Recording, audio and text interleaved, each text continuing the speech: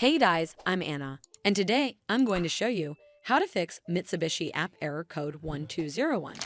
So first of all, you need to make sure you're connected to a strong internet connection. Open up Safari browser on your mobile device and then search for speed test right over here. Here on this page, you need to tap on Run Speed Test. The minimum speed required for Mitsubishi App is usually 2 to 3 Mbps. So if it's anywhere near or above this number, that's fast enough. If your internet speed appears to be unreasonably low, then you may need to contact your internet service provider for help. This should fix the issue, but if it doesn't, then you need to make sure you're running the latest version of the app.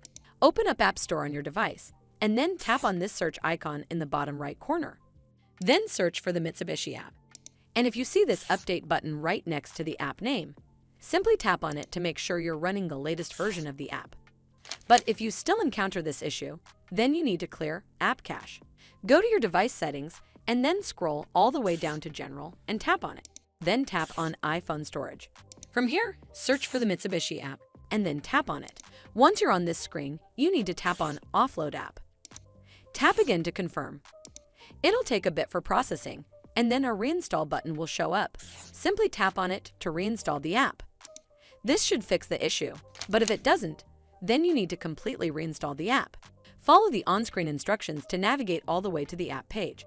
Once you're on this screen, tap on Delete App to uninstall the app from your device.